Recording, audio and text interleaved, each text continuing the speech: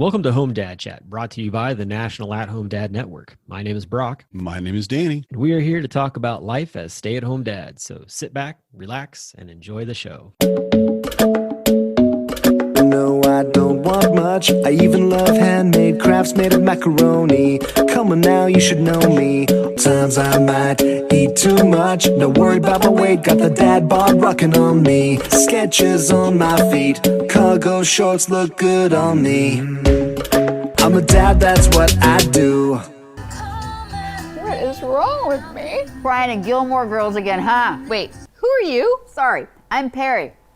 Perimenopause. Her name is perimenopause. Can you get out of my house? Absolutely not. I'm going to be here for a while. How long? 15 years, give or take. You're making me really anxious. You catch on quick. What? I'm the reason you're feeling everything right now. What do you mean everything? Probably easiest if I just give you this brochure. Oh, thanks. Hold on, first let me do this for you real quick. Okay, well, Perry, you're making it too dark to read. Right? When the light is low, vision's gone. How am I supposed to read this? Get your little readers, shine the cell phone light. Just be glad I'm not making you drive right now. Be like bumper cars out there making you drive at night. This is just a lot to process. I need a glass of wine. Finally. Let's go. Oh, that's a pretty big glass. Here you go. Thank you. Now take a big sip.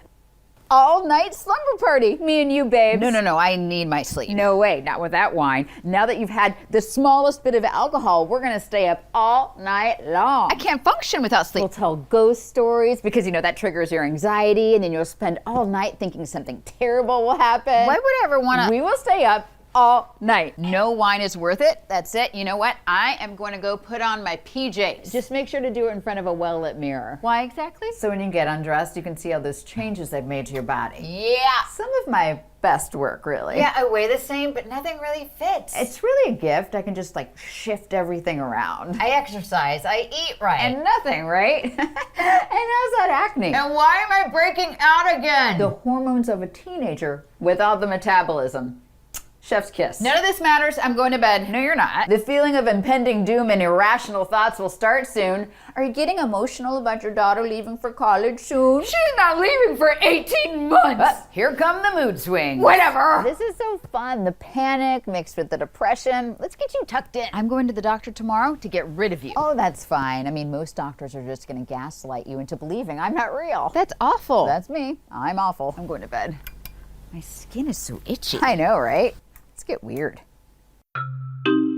Hi. So funny story. My husband came up with and wrote this entire script.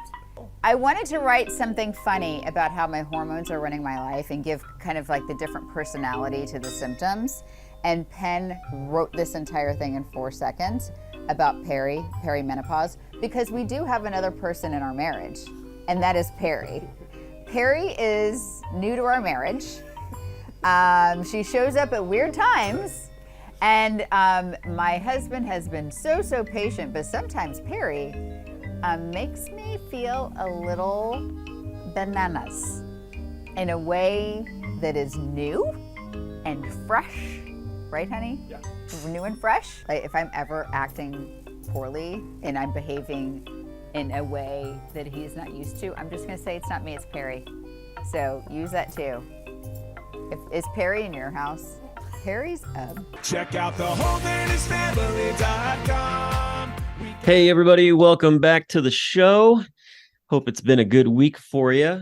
We've got a special edition of Home Dad Chat today for you. Special guest is my wife. Hi, Corie. Hello. You're going to Hi, Corie. speak up a little bit louder. Hi. Hola. I'm certain you have no problem making your voice heard. No, not generally. Probably even more today on today's topic than anything else. Yeah. We're not going to be doing all the things that we typically do when we start a show. We're just going to get into the meat of our conversation today, because it is an important conversation that has struck our family. And I think that in a lot of ways has probably touched yours as well. And maybe you don't even know it. You might not realize that you have a new person living in your home. That Not a person, just a personality. personality, yeah, that has not been fully identified. And so hopefully after this conversation, there might be a little bit more light shed on this topic and this personality. So today we're going to be talking about perimenopause, and honestly, that name did not mean anything to me a few months ago. And then after watching a TikTok, and especially the one that we just aired before we came on, brought some new information and this aha moment for me when I actually saw the first TikTok that was explaining different symptoms of it. And I was like, oh my gosh, this is you. Oh boy. Yes. And I just want to say thank you to Danny and Brock and the Home Dad Chat for being open to this topic and bringing some light to a topic that is under researched, under discussed, and often gaslighted by doctors and the overall health community, because most people do not know what it is or how it affects women. Yeah, definitely. I know that when we were talking about it after my surgery a little bit, I was like, this would make a good podcast episode. And so Corie and I started batting around how to do it. And I immediately after that was like, I'm going to send Danny some stuff. Danny, have you ever heard of this this name? And I think everyone has heard of menopause. And honestly, my mom never talked about it. I've never really considered it. It's something that happens to women when they get older, generally in their 50s, and they have hot flashes and they stop having their period. Boom, we're done.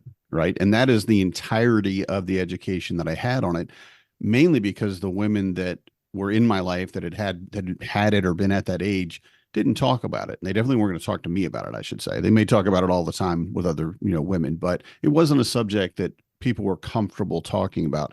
And one of the things we've done on this show in a lot of cases and what we do in the organization is make it understood that it's okay to talk about menstruation, to talk about the monthly cycle and the difficulties of it, because a lot of us are raising daughters who are going to be affected by this, obviously. And we want to be prepared to help them, to give them whatever education we can, to get them ready for it, and then to help them throughout it. I've had pads and tampons in my day bag for, I don't know how long, as long as I've had it. I think I've always had them with me. And even if it was just for potentially my wife, or maybe, if she wanted it and she'd give it to another woman or whatever, but it was just something, just a daily supply that I should, maybe not daily, but a supply I should have with me at all times. And it was never embarrassing. I've never been worried about buying them. And I never understood that part of it, because it was never a bad thing in my life. No one ever said, oh, well, that's gross, or whatever. It's just a part of life, part of living. Right. And perimenopause was absolutely unknown to me. And obviously I don't know anything about menopause, actually. But perimenopause was, when you mentioned it, you said, well, I've got a subject, we should talk about this. And my immediate response was, no, I'm not ready to talk about that. I don't even know anything. I could say the word, and that was about as far as I'd gotten at that point. So I really appreciate that you're willing to come on the show, Corie, and that Brock, you and I are both willing to talk about this and bring this forward, because the things that at least that I've read about in the videos that I've watched about how it affects women, and the fact that it's gaslit by doctors and by communities that go, no, she's just crazy. She's just but it comes down to looking at our partners as people that are running into problems that are symptoms of something bigger. Yeah. As opposed to saying, oh, you're just a crazy woman. That's all. You're itchy. What do you mean you're itchy? Or you're just depressed or anxious. Right. Let's give you some medicine for those things, but that's not the root cause of what's exactly. Yeah. The bigger picture. Yeah. Well, before we get too far into the weeds, we should probably read the definition for what perimenopause is, and kind of start at that base of things and work our way up, because we don't want to jump too far ahead. So do you have that, or is that what you got over there? or I can read it here from the John Hopkins I website, have it as well. actually. So from the John Hopkins website, which I will put in the show notes, it says perimenopause is the time around menopause when your ovaries gradually stop working. This is a natural process that causes physical and emotional symptoms. It does not need treatment, but treatment can help lessen symptoms. And then it says treatments include hormones, antidepressants, and lifestyle changes. And we're going to touch on a few of those things, and maybe even the comment that says you don't need treatment, because That's BS. yeah, I think that you'll find that there are some things that are definitely needed for treatment of that. But would you share, Corie, a little bit of kind of your story / journey of coming to know what this is and How Perry joined our life? yeah, there it is, how Perry joined our life. Yeah, I was just reflecting on this and kind of trying to pinpoint when things really started happening, because it is a very gradual transition that sneaks up and kind of invades covertly. So I believe this really started becoming present in my life in 2019. Go figure. Everybody else was experiencing something really drastic at that time too. I can't imagine what.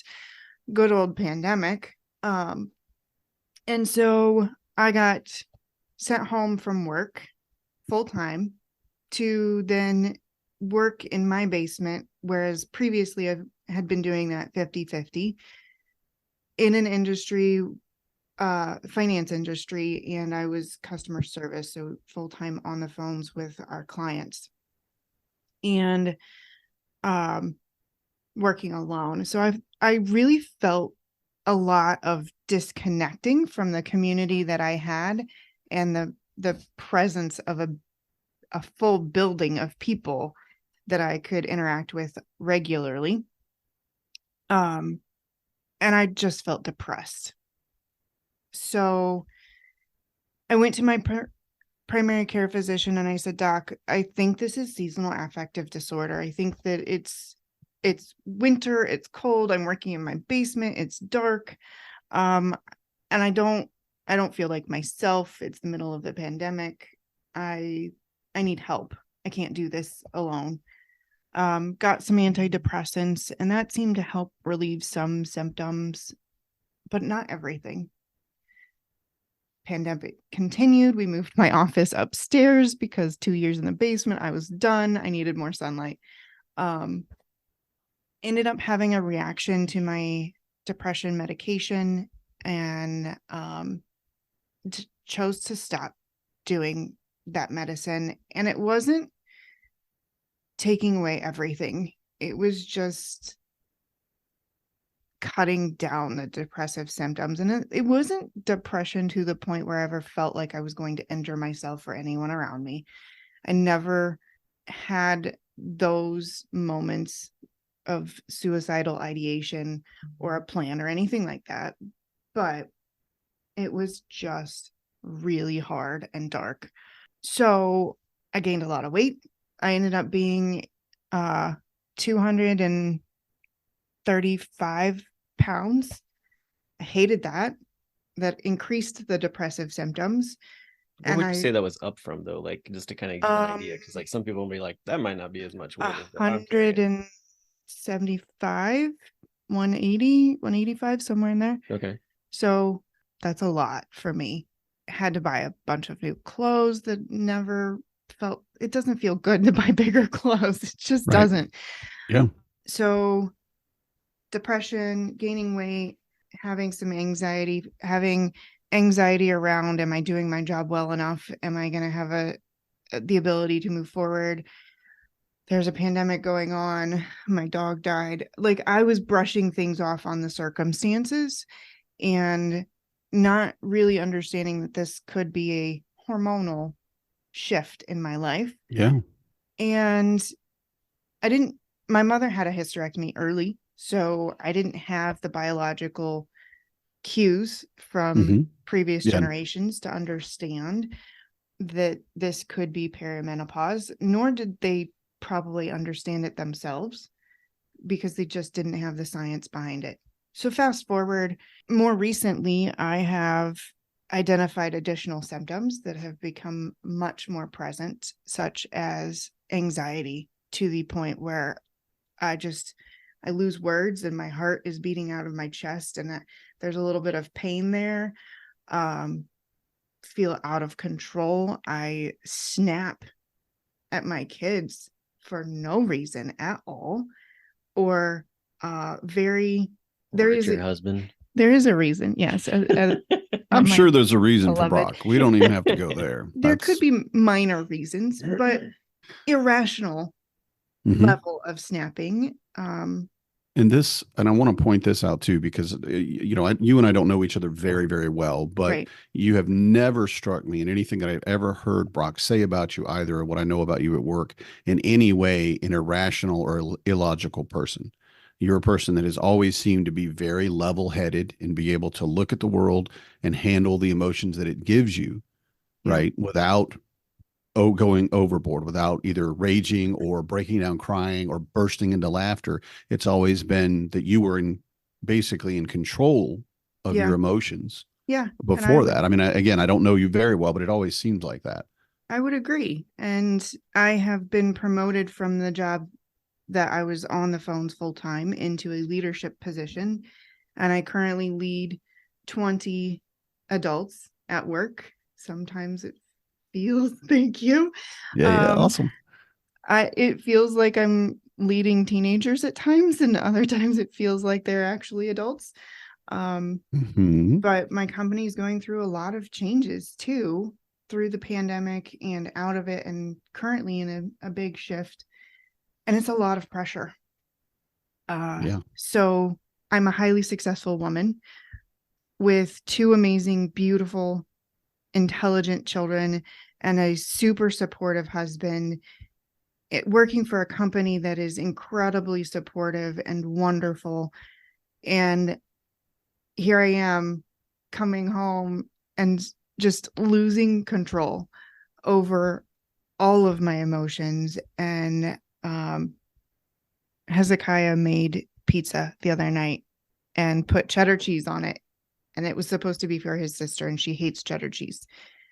It was supposed to be mozzarella cheese. Whoops. My solution was, you know what? I'm just going to eat this one and it's going to be fine. Just cook the pizza. And I sat down on the couch and I looked at him and I said, this is bullshit, and like lost it. Literally was yelling at him. Mhm. And Brock looked at me and he's like, whoa, you are out of control. You need to go in the other room. And like within seconds, Yeah. 10 seconds of an interchange, I'm going from being angry to realizing that was completely irrational and horrible, to sorrow because I couldn't control myself, to grief of I'm broken and I don't know how to fix this, and feeling like I'm completely crazy. And then still being told by my husband, go away. Like, Yeah. and Yeah. he didn't mean it in that way. He just No. was trying to say time out. I was also Mhm. trying to advocate for him because he was in He complete didn't- shock over the fact Right. she's, He wasn't she's ready. like across the room and she's like, this is bullshit. And he's like, Right. oh God. Right. Yeah. Right. Oh, I want to point out too that we talk a lot of times, of course, most of the people we talk to are dads, and anger is always at the forefront because that's the Mhm. emotion that we're all taught as kids. We're allowed to be angry. You know, Yes. violence will solve anything. We have that mentality and we have that allowance, and we look at it and we hear dad say, I just lost my temper. And, I went and I apologized to him. I told him I was doing better. And that's not the same.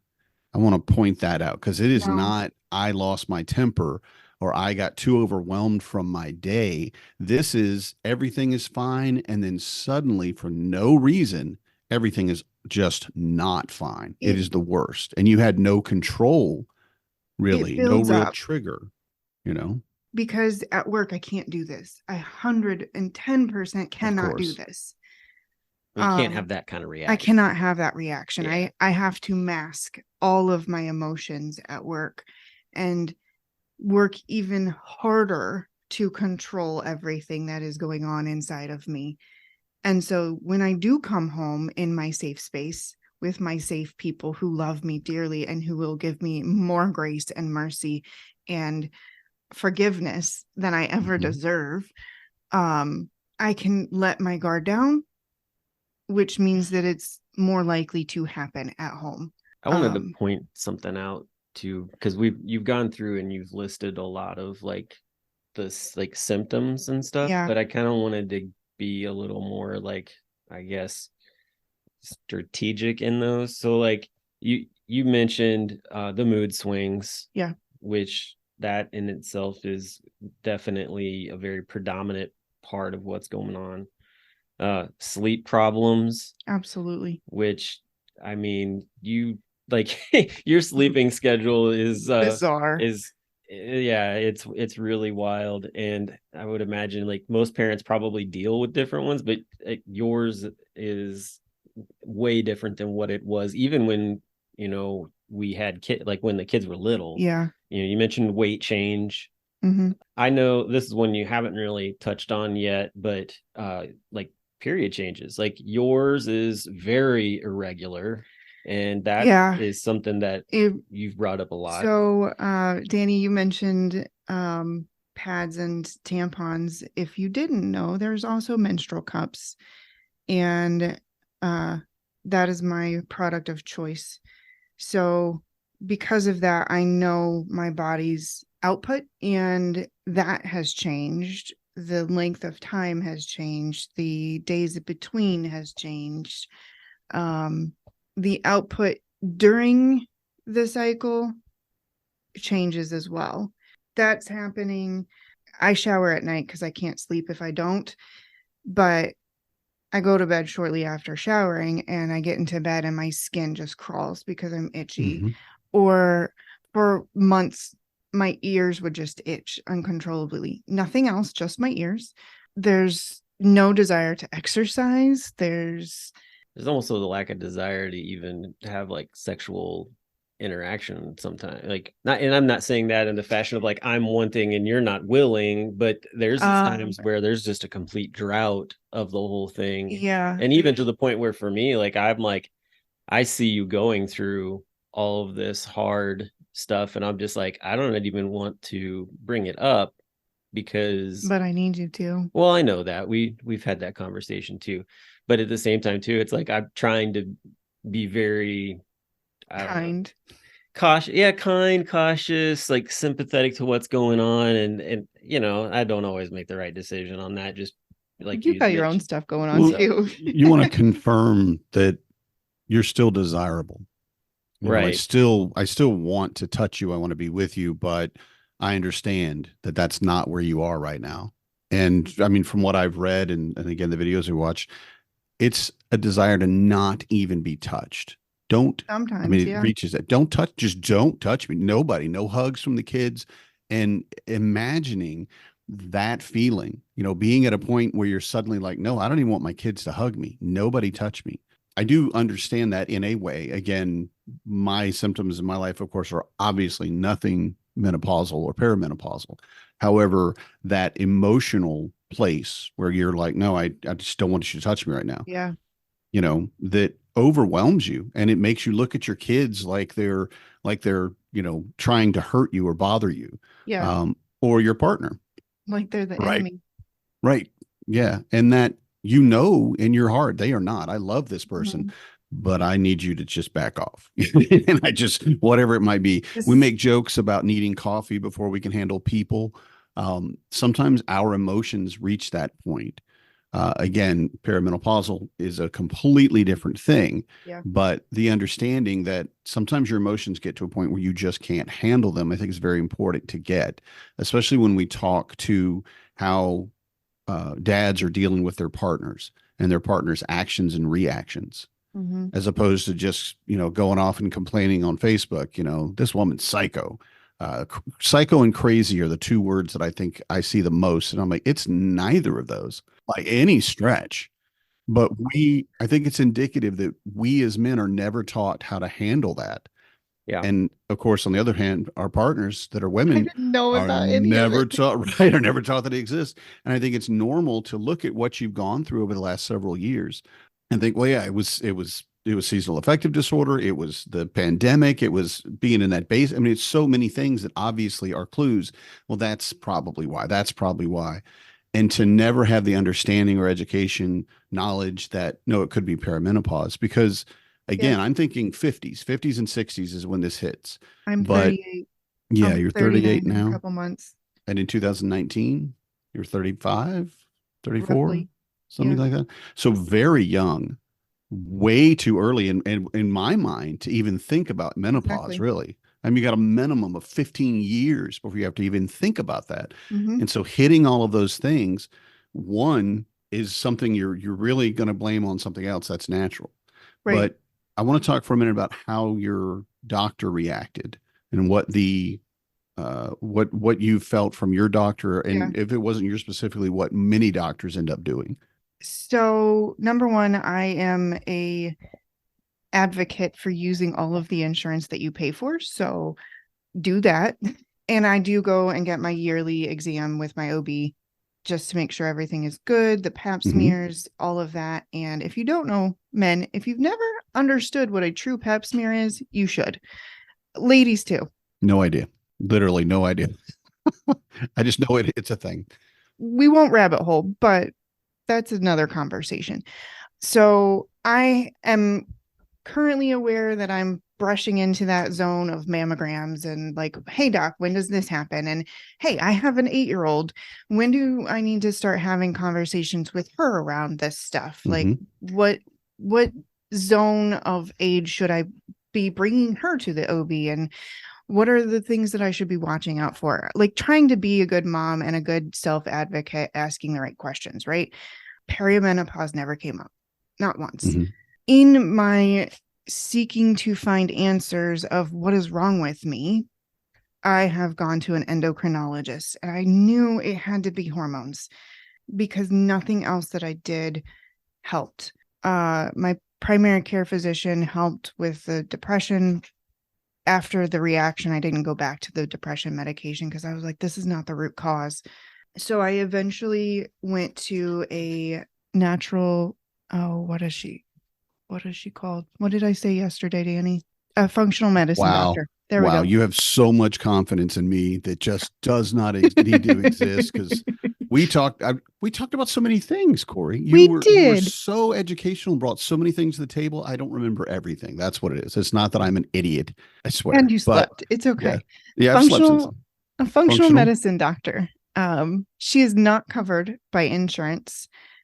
However, she's not cheap either. She's not. But well worth it. She listened. She heard all of my symptoms and she said, we're going to figure this out. And the things that you are identifying could be X, Y, and Z, including my migraines, including my weight gain, including family history items. And she said, I want to do some testing, blood tests, and I want to do a hormone test that is not just blood work, that is actually a urine test called the Dutch test. Again, not cheap. Other doctors are going to charge you $1,500 to $1,800. Ooh. And she said, I charge you retail. It's $300. I don't believe in breaking your bank account to get you the help that you need. And I said, okay, some things happened. I had to take some steroids. You can't do this test on steroids. And stress happened and I delayed that test because of all of the things, but eventually found out that I am estrogen dominant and progesterone deficient. So I am now on the path. This has been a 3-month at this point journey to balancing hormones and seeking relief from all of the symptoms that I currently experience. In alliance with that, I have been working with a bariatric doctor for a year and 3 months, which I actually started with that doctor before the functional medicine doctor, because I said, look, the depression is connected to the weight, and the more I gain, the more depressed I'm getting. So I need to get that under control. And it has nothing to do with my ability to lose weight. It has everything to do with my brain chemistry.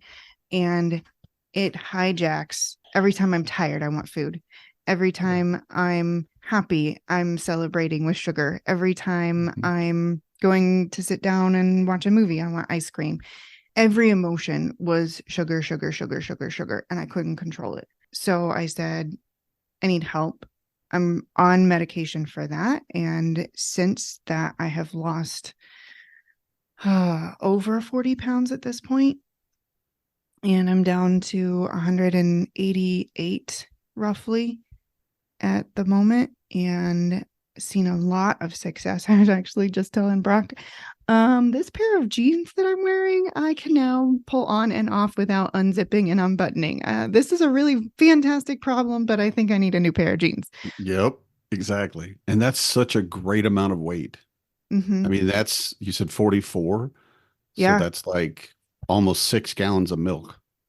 Try to carry 6 gallons of milk, right? That is almost my 8-year-old. Yeah, right. It's another person.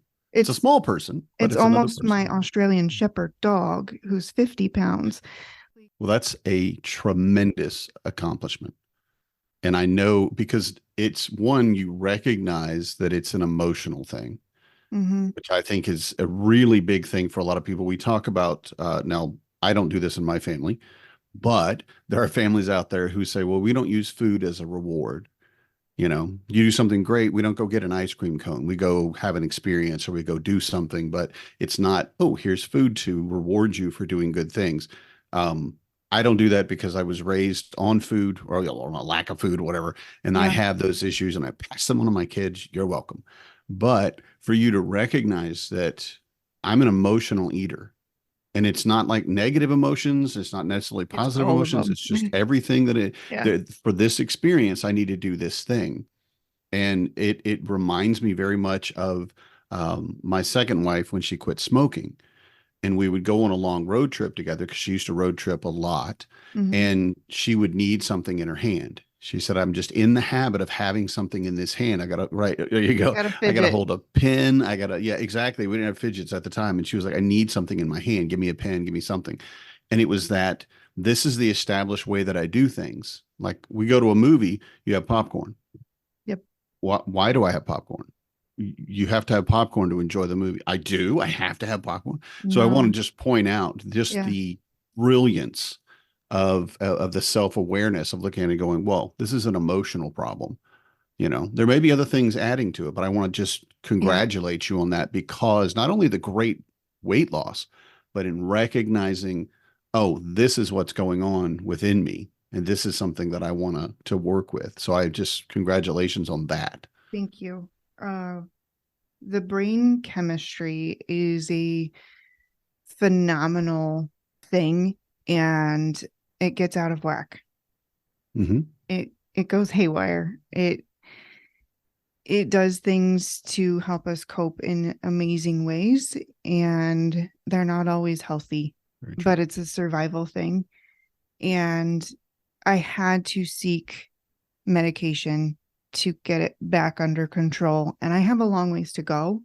I'm shooting for another 20 to potentially 30 pounds. It just depends on where I'm end up being comfortable. I'm working very diligently with my doctor, and it took a long time for me to get to that 200 plus point, and it's taking a lot of time to get back down.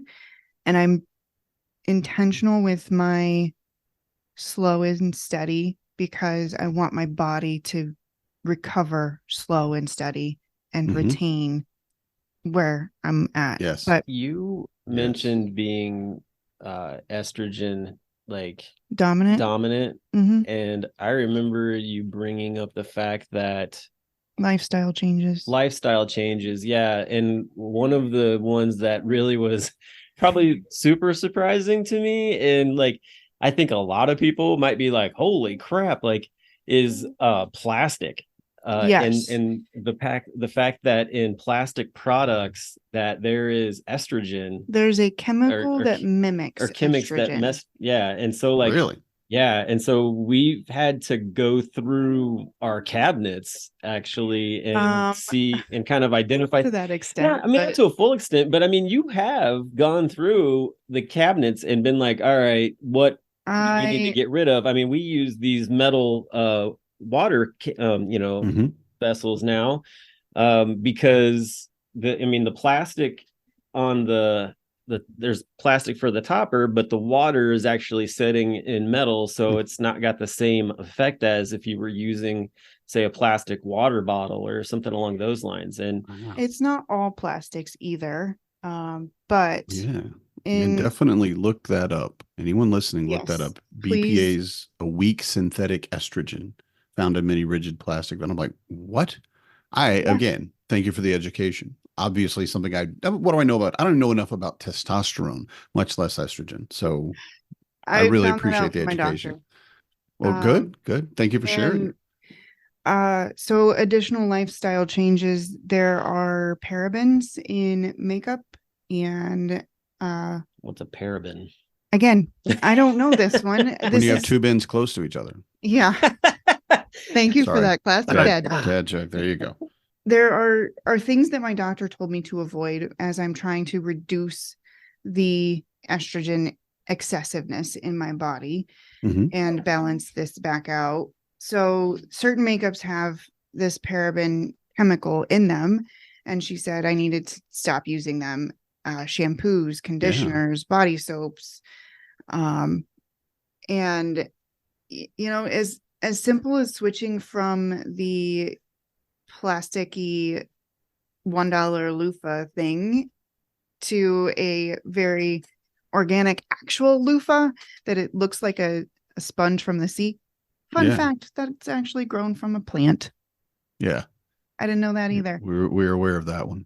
Because we use them they're on a stick, right? It's the ones that are on a stick. They don't have to Sometimes be. They don't have to be. Have to. Mine's just got a string. just a Yeah. So, yeah, well, and I don't want to say because I want to add as much information as possible, so I don't mean to be interrupting Nope. constantly. But a Go for it. paraben, it is like you said, it's in cosmetics and personal care products, but it can enhance the actions of the natural estrogen known as estradiol, estradiol,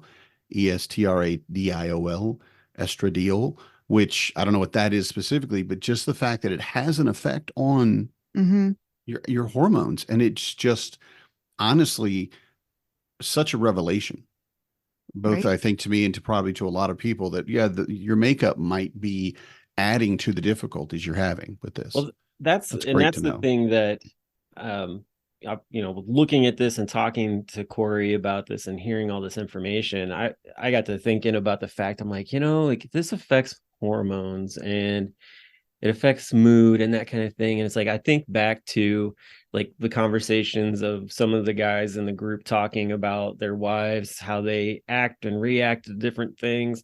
And, you have guys that are talking about that their marriages are falling apart for different reasons and stuff. And I just think about like guys are like, oh, like my wife is crazy, like she's all this stuff, like I this isn't what this isn't who she was or whatever. And I made the comment yesterday that I said like, oh, this isn't what I signed up for, and you were like, no, that's exactly what we signed up for. Unfortunately, yeah. It was in sickness and in health until death do you part. Which I was like, yep, that makes sense. But at the same time too, you have these guys who are watching this happen and they don't know what to do, and so they immediately draw it off as that. Yeah, and how to help. And the woman doesn't know how to classify it, and then you got doctors gaslighting it, and that leads to things like back in the past where you had husbands who were basically walking their wives into psycho wards and being like, I'm checking her in, she's needs your problem she now. needs super crazy, she needs help, she's off her rocker. Or I am just going to separate from you. And, you see, like looking back, like it's a possibility if dug into with enough information, might find out that, potential divorces happen because of all of these unknown. changes and Yeah. unknowns and Right. midlife I'm crises. so glad that we're here talking about that. Now, one of the things that I've been thinking about, and we talked about it earlier about reestablishing intimacy, or at least alerting your partner that you do desire them, even though if they're Yeah. not ready for that. If our listeners are looking at their partners and they're thinking, yeah, she's doing all of that. Yeah. What do you do at that point? What would you say would be good tips to broach Yeah. that subject, to move forward with it and say, hey, because absolutely, if I even my wife, and she's more aware of this than I am. She knew what perimenopause was. Of course, she knew all the things. She does all the educating she I can, love Marnie. reads constantly. So, and I said, so what if I had come to you and said, hey, I think you're experiencing perimenopause. And she said, well, I'm a very logical person, and I would Mhm. accept that you believed this and why you believed it. Emotionally, I'd want to slap you. Yep. Because I am not going through menopause. And she was very, very adamant about that point because of what menopause means for women. Yes. Right. So this is a very touchy subject. This is a subject you want to advance into with Gently. kindness and love, compassion. Yeah. So what do you guys think? What would be a good way to approach that? So I'll tell you what we did. Now I'm a highly emotional person to begin with. Even before all of this happened, I have very big emotions, and I do want to share about this, and then I Sure. want to Yeah. circle back to how do you help your kids understand too? Nice. Yeah. So clearly I'm talking to him. He's seeing it. I'm feeling helpless and just exhausted, and he's seeing my symptoms. And what actually happened for us is he was looking at TikTok, and one of the two videos that I think he's going to share or did share popped up on his FYP. Yeah, it was from Marcella Hill. She is the creator of Wake Her Up. And well, I'll share links for her stuff, but she's built a community basically around this, and has books on talking about hormone therapy and different things like that. And she's got a lot of really good information. And it was interesting that we had been talking about some things, and then like that showed up on my FYP for TikTok, and I was like, I'm sending this to her, and I was just like, this seems to check a lot of boxes. And then that opened up a lot of things. And then of course, like at the beginning of the show, we were talking about the Holderness family, which is a very well-known viral family of for videos, and for them to take that and put it into a video as a joke, but at the same time as like a way for awareness, was it to me is like, all right, like this is being talked about, this is actually coming out. And there is still a lot of studying to do, but at least it's starting to get that attention that it deserves. In the moment where he sent me the first TikTok, I felt seen, loved. I really appreciated it that it came to him first, because now he understands a little bit more about what I'm going through. Yes. And it wasn't me saying, hey, this is what I'm going through, like, get on board, like me educating him. It felt more like, I understand that you're struggling and having a hard time, and I want to support you with it. So I see these symptoms. Does it make sense to you? Or would you agree with it? And the moment that it was there, I was just like, oh my gosh. And the ears, like the inchy ears, blew me away, because I was like, oh, that's happening right now. And I hate it. Right. And that you're not the only person. And I'm not alone. Thank the Lord, I'm not alone. Right. Yeah. And that there's a reason for this. And I liken it to when you get, for mental health, of course, is my life. But when you get a good diagnosis, like I was diagnosed as having manic bipolar disorder, and they treated me for that. And I did not have that, and it never worked. And it just frustrated me and pushed me further. And then finally I got a diagnosis like, oh no, you have CPTSD. And they changed the diagnosis. And I went, oh yeah. And now I have people that I talk to. I'm like, yeah, I get exactly what you're going through. Yes, because this is my this is my that. Yep. And to have that community, which I think it's great that we brought up Marcella Hill, and it's marcellahill.com/community. And I want to stress that for people too, because a Yeah. big part of it is finding what we can get done. Yep. You know? And she has just different information about doctors in your area. She has a whole database on supportive community. And I think she even has a call a mom option. Yeah. 1-800-CALL-MOM. And to know that it's there, I researched a little bit, but didn't have time to really dig in as much as I wanted to. And I was already working with my doctors, so felt like I had support where I needed it. But for those who are just starting on this journey, that's a really great place to start. And being able to identify and put some things down.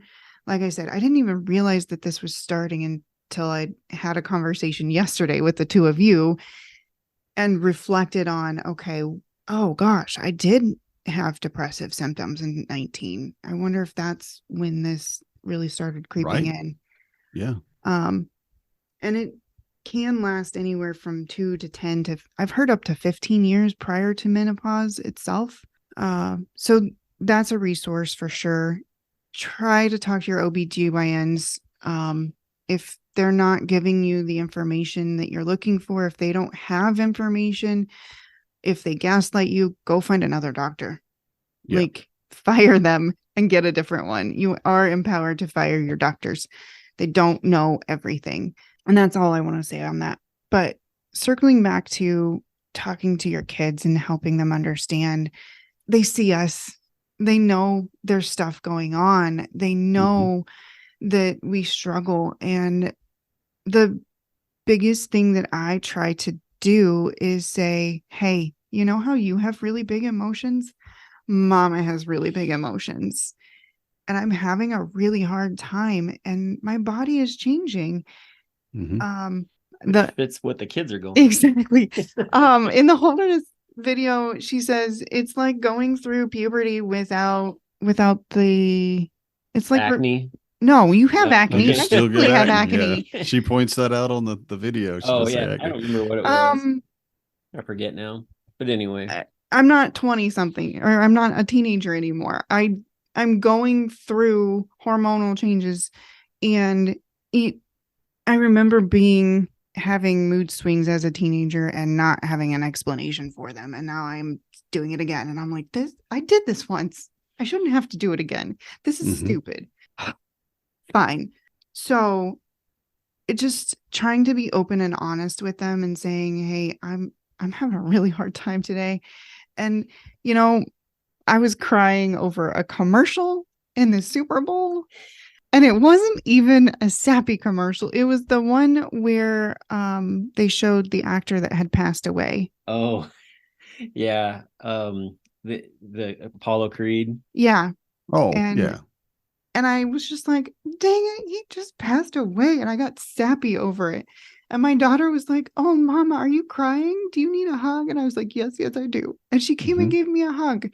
And I'm like, oh, this is really, really annoying. I shouldn't be crying over this. Like, I don't know this man. I just saw one movie that he was in. But think about what you taught your daughter. She knows that she has the right to feel that way. She knows that she's intuitive and she was correct. And I did not gaslight her. So I affirmed her and allowed her to comfort me in that moment. And that's a skill that she is learning, and she's so gifted at it that I want to encourage it. Hey, there's nothing wrong with crying at commercials. I have always shed a tear at Christmas time whenever the old Folgers Crystal commercial comes up with the guy who comes home and military man. I don't know if it's military or college. I couldn't remember which it was. They might have made two of them, but the first original one was just somebody coming home, surprising their parents, making coffee and waking everybody up in the house or whatever. It's just like, I can't not shed a tear to that one. I'm with you. I mean, I'm looking at 1-800-CALL-MOM on the website, and I'm like, I can call my mom. That would be great. You know, I'm gonna bawl just thinking about it. So I'm with you, of course. Right. But again, showing our kids how to deal with emotions, and their emotions are good. You have these things and you have to learn to process them. I'm all about that, And that self-awareness. apologizing So, when you right. have Be able to moments where say, you yeah, snap. I'm working on this still. And I'm going to be working on it. Even though I'm in my 50s, I will probably always be working on my anger. So I'm sorry that I got overwhelmed by it and that I took it out on you and you did nothing wrong. Yeah. Maybe not you did nothing wrong, but Well, you shouldn't have been throwing those things at me, but whatever. But yeah. Right. the understanding that we have that emotional self-awareness and the ability to process it. And I think that's a fantastic example and a way to take something that is a part of your life now. Hmm. Those emotions are there, and whether they're logical or not, if they overwhelm you or not, they're there and not going away probably for a very long time. Yeah. So being able to take it in stride and say, this is how our family does now. This is what we're dealing with, which Yeah. I think is delightful and beautiful. Definitely. So we're coming up against our time. And this has been a deep subject, which I think we'll end up having a part 2 for, honestly, because I'd really like to get a professional, maybe even Marcella Hill. It would be awesome if she could come on the show. But Well, I have emailed her as the vice president of the National at Home Dad Network, look and at we'll see. you throwing the clout Well done. around. Right? Well, it's one of those things. I'm like, wait, some guy? Oh, the vice president. Oh, what is that? There's a lot of clout in that, and there are Yes. times. Usually, I don't use that one, but yeah, It comes in handy. it would be great. She does do speaking engagements, and I don't know that we could afford her, but I'm hoping that at least we can get some interaction. Of course, boost their signal as much as we can, but Yeah. also that they can offer resources to our organization, to Yeah. our members, and to our listeners that we can't get in any other way. We need that information as much as anything else. So, Well, and I think too, having Corie back on in a few months to kind of see where things have progressed as well, would be good. 6 months or so, and Yeah. circle back Yeah. to it. And if you're good with it, Corie, I'd love Yeah, it. absolutely. I'm happy to continue to share my journey and what other hurdles that I have found or successes. And the one thing that I didn't realize until you asked me yesterday, Danny, was how do I feel about a part of me literally dying or starting to die? As someone who has not had surgically altered reproductive organs, I hadn't thought about that part. And now I'm going to start grieving and processing. And, we made the decision a long time ago that we were not going to have any more biological children. And we were really okay with that. And thankfully, my beloved husband here took the responsibility and had a vasectomy, which I'm so blessed by. But it didn't occur to me that, down the road, my body's going to change and this will stop. Women have only a set number of eggs that we have from the moment that we are developed in our mother's wombs.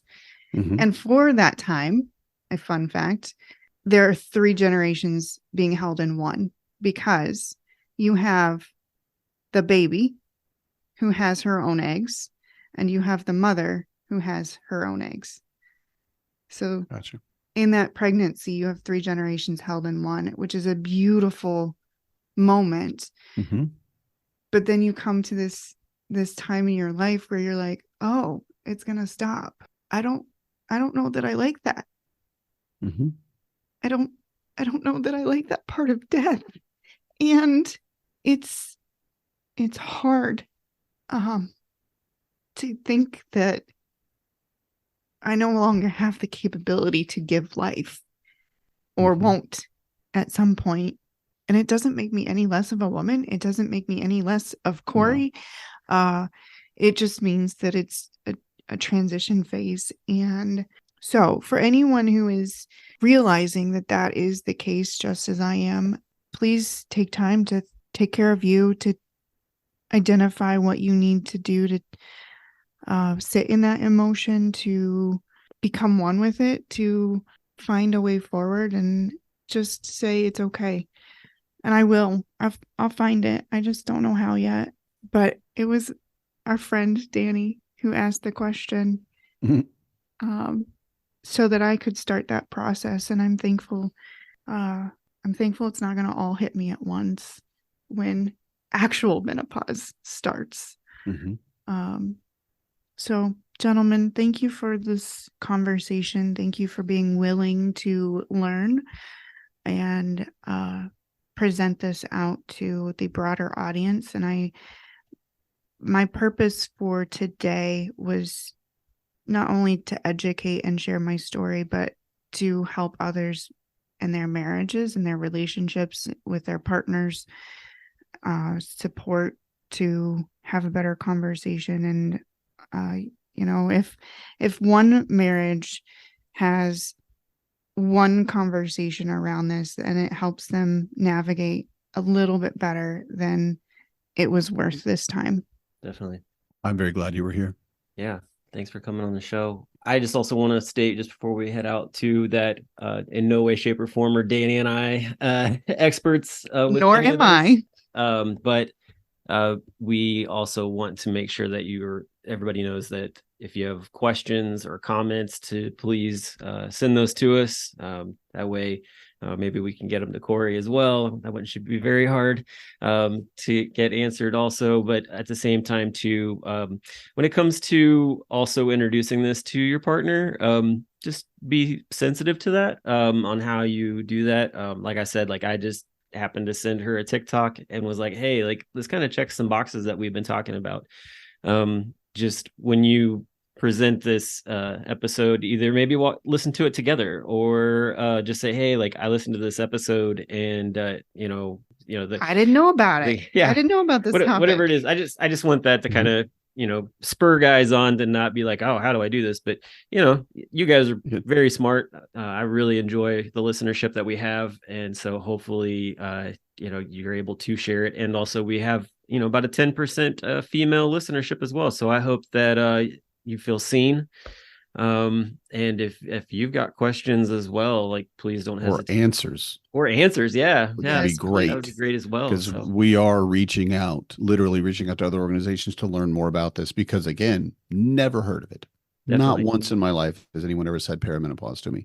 So and for Marcella, I hope that you take the opportunity maybe to give us an email or something, and we can have some sort of conversation with you. We would love to get you on the show and talk further into this topic. So, but with that, we're at time. So thanks for listening, and we will be back next week. So y'all have a good one. Good night, everybody.